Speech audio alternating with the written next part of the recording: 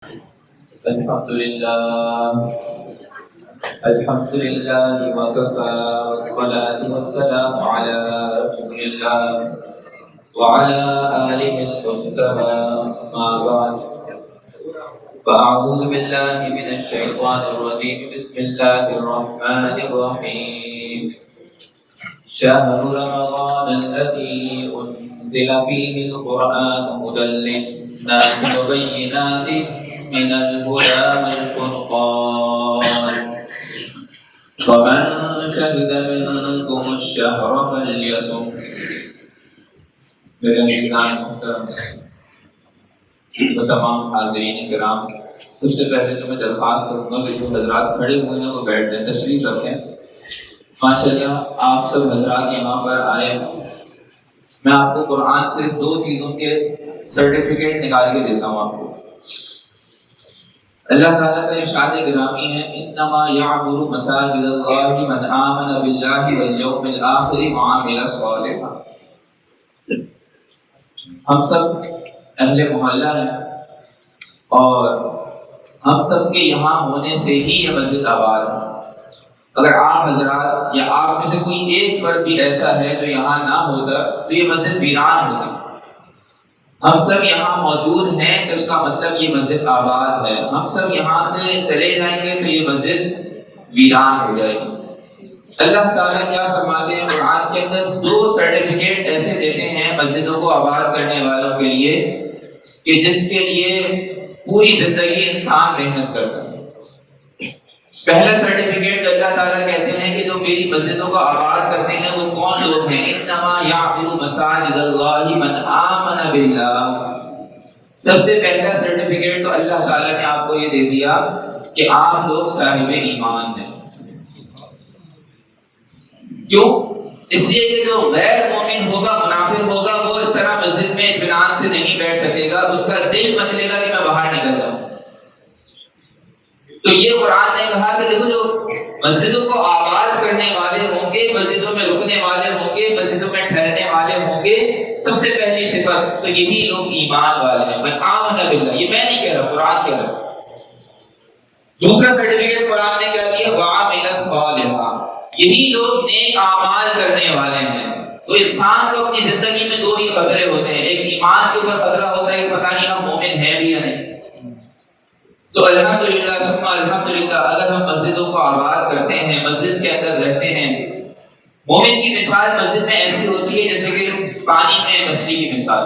سکون محسوس کرتا ہے. جیسے ہی مچھلی پانی سے باہر نکلتی ہے تڑپنا شروع کر دیتی ہے. اسی طرح مومن جب مسجد میں آ جاتا ہے تو دل اس کا دنیا و مافیہ سے بے خبر ہو جاتا ہے. بس اب تو میں اللہ کے گھر میں آ گیا، اب تو دنیا بھر کی جھنجھٹیں میں نے پیچھے چھوڑ دی، مسجد کے باہر رکھ کے آ گیا. دکان کے مسائل تھے، گھر کے مسائل تھے، اولاد کے مسائل تھے، بیماری کے مسائل تھے، دیگر ہزار مسائل تھے، سب میں دروازے کے باہر پھینک کر آ گیا. اب تو میں اللہ کے سامنے، اب تو اللہ تعالیٰ نے مجھے اپنی آغوش میں لے لیا. یہ ہے مسجد. دوسرے انسان کو خطرہ ہوتا ہے کہ پتہ نہیں میں عمل کرتا ہوں، ریاکاری کے ہیں، دکھلاوے کے ہیں، ان میں خیر ہے بھی یا نہیں، یہ قبول ہوں گے بھی یا نہیں. اللہ نے فرمایا کہ یہ جو میری مسجدوں کو آباد کرنے والے ہیں یہی نیک عمل کرنے والے ہیں. گویا کہ اس پر بھی مہر دے دی، اس پر بھی تصدیق کر دی کہ انشاءاللہ انہی کے اعمال قابل قبول ہوں گے. اس کو تھوڑی سی مثال سے سمجھیں کہ اس وقت محلے کے اندر ماشاءاللہ کتنے ہزار لوگ ہیں. کچھ اپنی دکانوں کی صفائی کر رہے ہوں گے، کچھ اپنے گھروں کے کاموں میں مصروف ہوں گے، کچھ دوسرے امور کے اندر اپنا وقت صرف کر رہے ہوں گے. اللہ تعالیٰ نے ان سب کے بیچ میں آپ حضرات کو چنا کہ اپنے گھر میں لا کر اپنی ٹھنڈی آنگن میں بٹھا دیا. کتنے بڑے شرف کی بات ہے. کیوں؟ اس کو سمجھے کہ باپ ہوتا ہے نا، باپ اس کے بہت سارے بچے ہوتے ہیں. وہ کہتے ہیں بیٹا تم فلانا کام کرو، تم بیٹا فلانا کام کرو، تم بیٹا فلانا کام کرو. اور جو لاڈلا ہوتا ہے یہ تو میرے ساتھ ہی رہے گا. ہوتا ہی نہیں ہوتا. اس کو تو میں اپنے سے دور نہیں کر سکتا. تو جب آپ مسجد میں ہوں تو سمجھیں اس وقت آپ اللہ کے لاڈلے ہیں، آپ اللہ کے مقرب ہیں. اور اس کے اوپر ایک اور بھی حدیث میں قرآن کی آیت پڑھی تھی، میں حدیث بخاری شریف کی پڑھ دیتا ہوں. من بنا للہ مسجد بنا اللہ لہ بیتا فی الجنہ. جو مسجد کی تعمیر و ترقی کا کام کرتا ہے، یہ مسجدوں کو آباد کرنا، یہ مسجد کی تعمیر ہی تو ہے.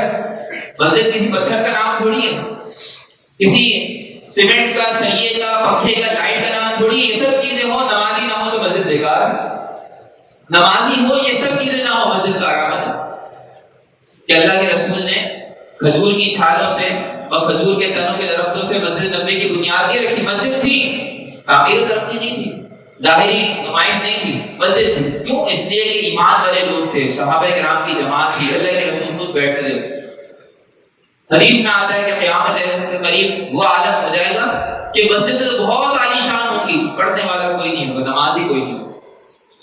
آج آپ چلے جائیں ازبکستان میں، تاجکستان میں، بہت سارے ترکی کے علاقوں میں ایسی ایسی خوبصورت شاندار مسجدیں، فرانس میں چلے جائیں، پیرس میں چلے جائیں، آپ اسپین میں چلے جائیں، 800 سال مسلمانوں نے حکومت کی ہے، قرطبہ کی جامع مسجد جا کے دیکھیں، سجدہ کرنے کی اجازت نہیں ہے وہاں پہ جا کر آپ کو، آفیشلی آپ کو گرفتار کر دیں اگر آپ نے سجدہ کیا۔ کتنی خوبصورت، کتنی بڑی مسجد نبوی سے زیادہ بڑے مسجد نبوی کے اوپر پھیلی ہوئی مسجد، لیکن نماز پڑھنے کی اجازت نہیں ہے۔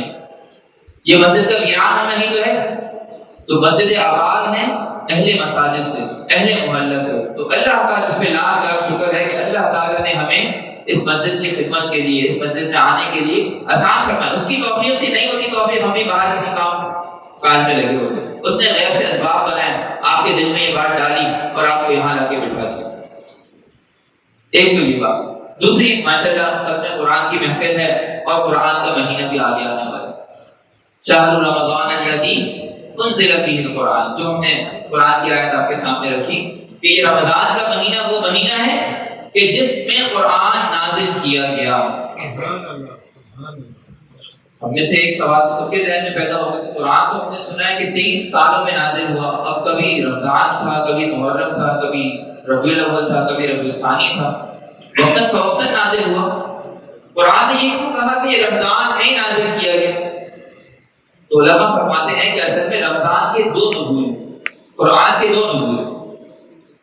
قرآن کا ایک نزول ہے لوح محفوظ سے نکل کر فرشتوں کے حوالے کیا گیا اور آسمان دنیا پر بھیج دیا گیا، یہ پہلا نزول ہے، یہ رمضان مبارک کے اندر ہے۔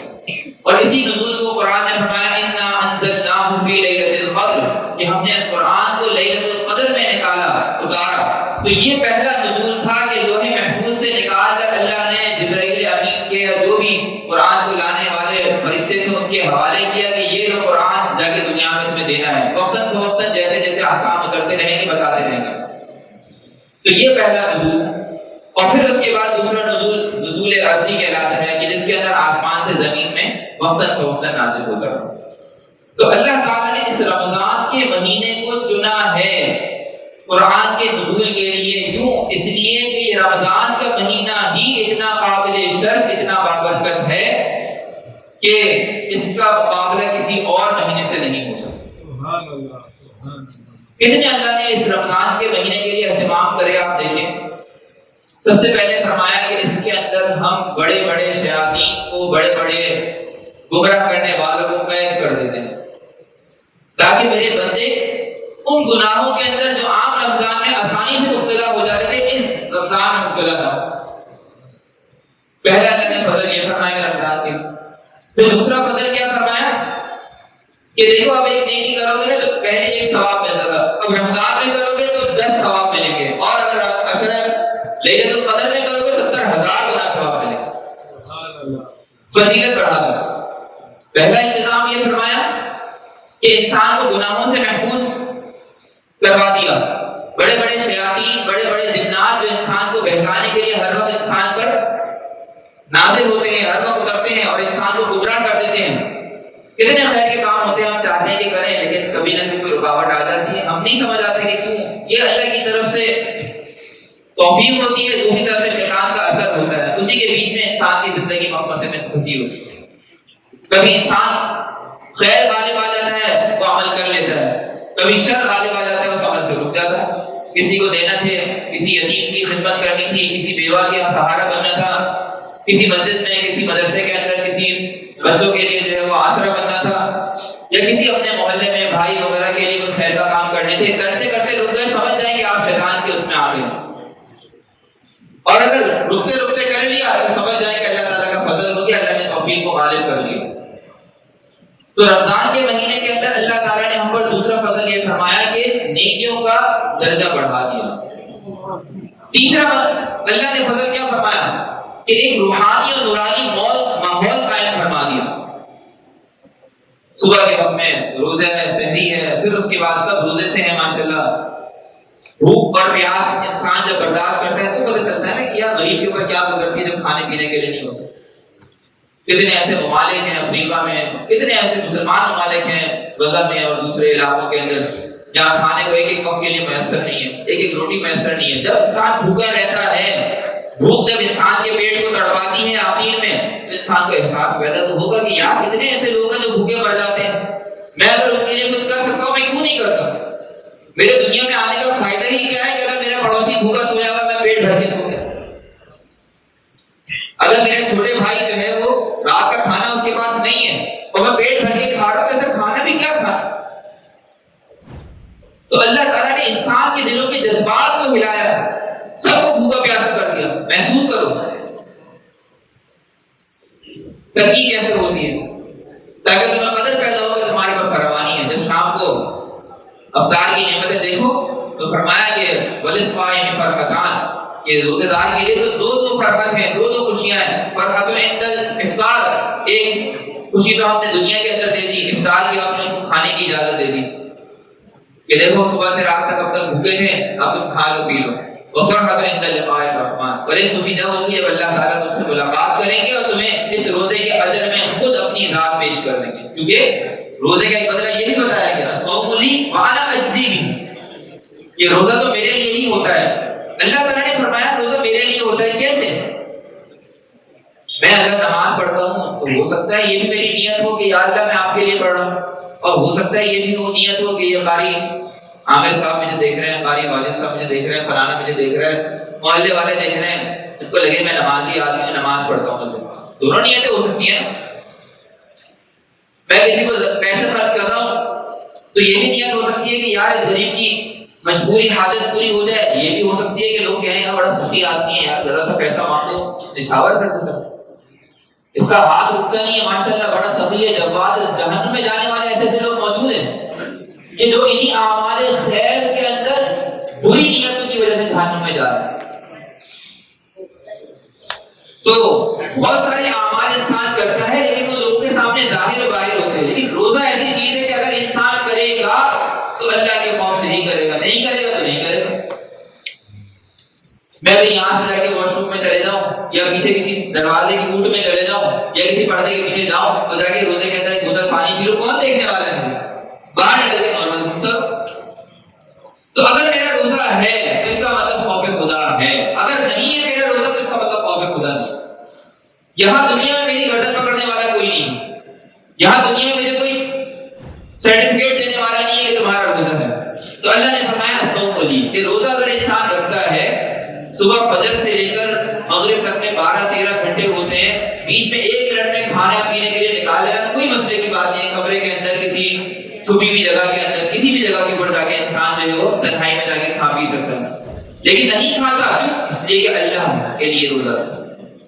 جب یہ ذہن میں ہوتا ہے کہ یار میرا روزہ تو اللہ کے لیے ہے، اب ذہن دیکھتا ہے نہیں دیکھتا اس سے کیا فرق پڑتا ہے، عمل دیکھتا ہے مجھے نہیں دیکھتا اس سے کیا فرق پڑتا ہے؟ تو فرمایا کہ الصوم لی، جب روزہ میرے لیے ہے تو میں ہی اس کی جزا دوں گا۔ اور سوچیں کہ جب ایک چیز کی جزا اللہ تعالیٰ دوسروں کے ذریعے سے دلاتے ہیں، فرشتوں کے ذریعے سے، جنت کے ذریعے سے، دوسری نعمتوں کے ذریعے سے، تو وہ اس کے مطابق ہوتی ہے، اس کی شان کے مناسب ہوتی ہے۔ اللہ جب اپنی وجہ سے کوئی چیز ادا فرمائیں گے اور اپنے ہاتھ سے دیں گے تو اللہ کی شان کے مناسب ہوتی ہے، پہلی بات۔ اور دوسرے علماء نے فرمایا ہے کہ الصوم لی وانا اجزی بھی نہیں ہے، وانا اجزا بھی ہے، کہ اس کو مجبور بھی پڑھا گیا، بخاری شریف کی روایت ہے کہ روزہ تو میرے لیے ہے اور میں ہی اس کی جزا ہوں، یعنی جس کو روزہ رکھنا آ جائے، جو روزہ رکھ لے تو بدلے میں اسے میں مل جاتا ہے، بدلے میں اس نے مجھے حاصل کر لیا۔ اللہ کو حاصل کرنا کیا ہے؟ اللہ کی دائمی رضا حاصل کر لی کہ جس کے بعد ناراضگی کا کوئی شبہ نہیں۔ تو الصوم لی، اللہ تعالیٰ نے فرمایا کہ یہ روزہ میرے لیے۔ تو رمضان کا مہینہ قرآن کا مہینہ، اور قرآن ہمارے حضرات اکابرین، آپ فضائل اعمال ماشاءاللہ پڑھتے رہتے ہوں گے، حضرت شیخ الحدیث مولانا زکریا قادری رحمۃ اللہ علیہ فرمایا کرتے تھے کہ پورے رمضان کے اندر عام معمول تھا یومیہ ایک قرآن پڑھنے کا. رمضان میں تو ایک لمحہ ضائع نہ ہو. آج سے لگ جاتی ہے یہ ڈاٹ پہ فلانا ڈاٹ کے اوپر اور وہاں لکھ دیا جاتا ہے کہ مثال کے طور پہ یہ 100 روپے والا سوٹ تھا آج جو ہے وہ 30 روپے ملے گا. پورا محلہ جمع ہو جاتا ہے. نہیں ہو جاتا کہ یار یہ محدود وقت کے اندر بہت زیادہ قیمتی چیز مل رہی ہے. جب یہ سیل کا وقت گزر جائے گا تو یہی چیز ہمیں 100 روپے کی خریدنی پڑے گی. تو یہی رمضان ہے کہ اللہ تعالیٰ نے نیکیوں کی سیل لگا دی ہے. ہر لمحے تمہارے لیے جو ایک نیکی ملنی تھی 70 ملنا شروع ہو گئی ہے. اب بھی ہم اس کی قدر نہ کریں اس مہینے کی تو ہم سے زیادہ بیوقوف کون ہے. ہمیں آج کہہ دیا جائے کہ تمہاری سیلری جو 7,000 تھی آج 7 لاکھ روپے ملے گی اگر تم اس وقت کے اندر کرو گے. ہم فوراً کے فوراً چاہیں گے نہیں چاہیں گے اس وقت کے اندر جا کے وہ سیلری حاصل کریں. تو اللہ نے رمضان کا مہینہ اسی لیے بنایا کہ انسان کی نعمت اور انسان کو اس کی قدر ہو کہ اللہ تعالیٰ نے اس کو کیا دینا ہے. تو الصوم لی وانا اجزی بہ قرآن شریف کے اندر رسول زیادہ نہیں ہوتا حضرات کا.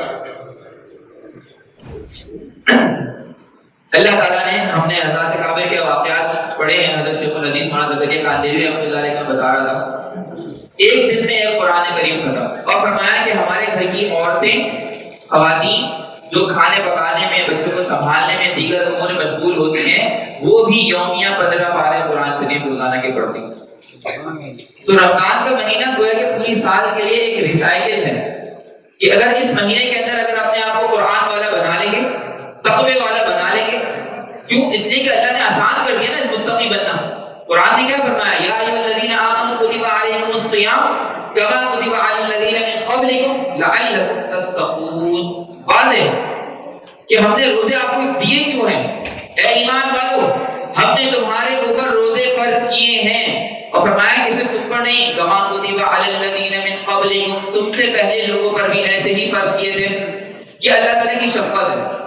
انسان کہتا ہے کہ یار اتنا مشقت والا کام مجھے دے دیا. جب باپ کسی بیٹے کو کام کہتا ہے نا کہ جاؤ بیٹا جا کے فلانا کام کر کے لے آؤ, بیٹا کہتا ہے اتنا مشقت والا کام تو باپ کہتا ہے بیٹا خود سے پہلے تمہارے بھائی کو تو یہی کرتے تھے, تمہارے بھائی کو بھی تو یہی کام دیا تھا, انہوں نے ان کو تو یہ مشکل نہیں لگا تو تمہیں بھی مشکل نہیں لگے گا.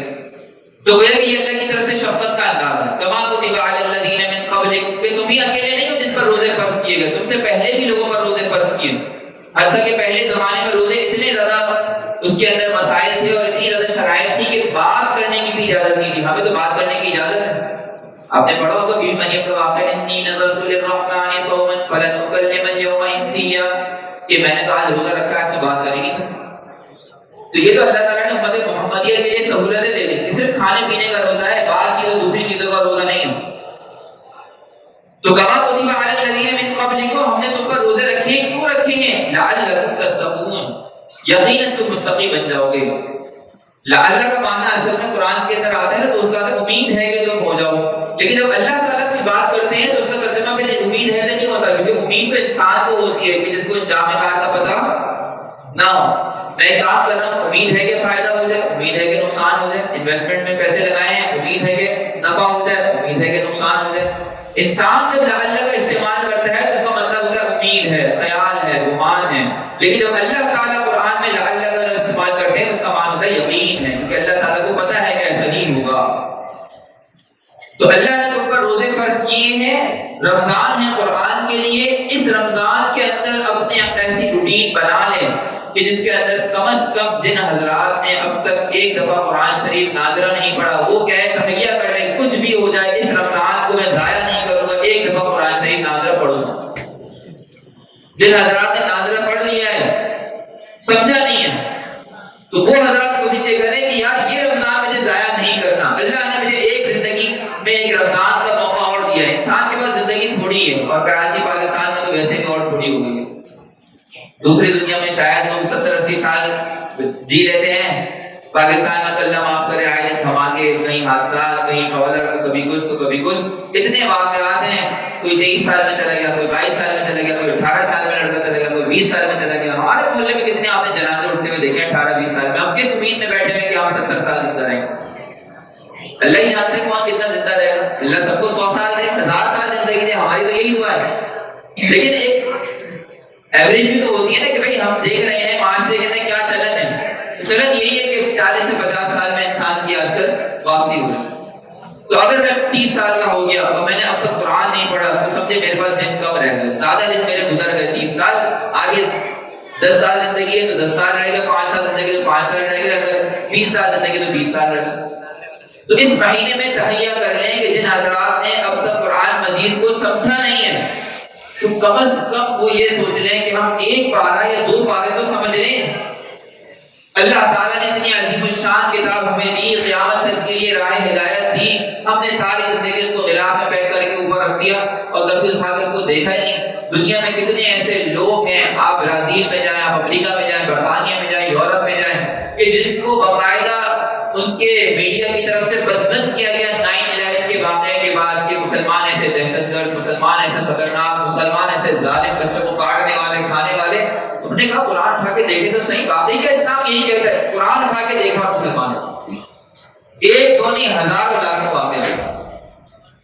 خود پچھلے دنوں, پچھلے 1 سے 1.5 ہفتے یا 2 ہفتے پہلے برازیل سے ایک آدمی آیا مجھ سے ملنے کے لیے, نیدرلینڈ سے آیا, اسلام لے کر آیا, ایمان لے کر آیا. وہاں پہ اس نے قرآن سے یہ کہا کہ ہمیں پروپیگنڈا کیا جاتا ہے, سکھایا جاتا ہے اپنے برازیل کے اندر کہ مسلمان اتنے خطرناک ہیں اور اتنے جو ہے وہ ڈراؤنے ہیں. ہمارے پورے برازیل کے اندر ایک مسجد نہیں ہے, مسلمانوں کا ایک علاقہ نہیں ہے. اکا دکا انفرادی کہیں نظر آ جاتے ہیں تو اس سے لوگ ڈر کے رہتے ہیں کہ یار یہ بڑے ٹیررسٹ لوگ ہوتے ہیں. ذہن بنایا میڈیا کے ذریعے سے. میں نے ایک دفعہ اٹھا کے قرآن شریف پڑھ لیا. اللہ تعالیٰ نے تو ہدایت اور جو چیزیں میرے دل کو کھولی ہیں, میں نے کہا یہی تو وہ چیز تھی جس کے لیے میں رہا ہوں سالوں سے تلاش میں. اسلام لے آیا, اسلام لانے کے بعد پاکستان آیا. یہ سب سے زیادہ مشہور یہی ہے کہ اچھا اسلام جو سکھایا جاتا ہے تبلیغی جماعت کی وجہ سے, ان سے مدارس کی وجہ سے, بڑے بڑے اہل کی وجہ سے پاکستان میں, تو میں اس کو تلاش کرتا کرتا یہاں تک آ گیا. تو دوسرے تو اتنی قدر کریں اور ہم اتنی ناقدری کریں کہ کپڑے میں لفافے میں لپیٹ کر خالی برکت کے لیے سر کے اوپر گھما دیں اور اس کو اٹھا کے پھر ایسی جگہ رکھیں جہاں نہ بچے کا ہاتھ جائے نہ بڑے کا ہاتھ جائے, اور پھر سال بھر کے بعد جب صفائی کریں تو سب سے زیادہ دھول مٹی اس قرآن پہ نظر ہے. تو کیا یہ قرآن ہم سے شکایت نہیں کرے گا قیامت کے دن؟ ان هذا القوم اتخذوا هذا القرآن مهجورا. یہ قرآن کا پہلا شکوہ قیامت کے دن اپنوں سے یہ ہوگا کہ اے اللہ اس میری قوم نے, ان لوگوں نے مجھے قرآن کو چھوڑ کر مجھے ہی آگے جو پسند پوچھ ڈال دی. تو ابھی رمضان کا مہینہ آ رہا ہے, ہم پہلے سے اپنی ترتیبیں بنائیں.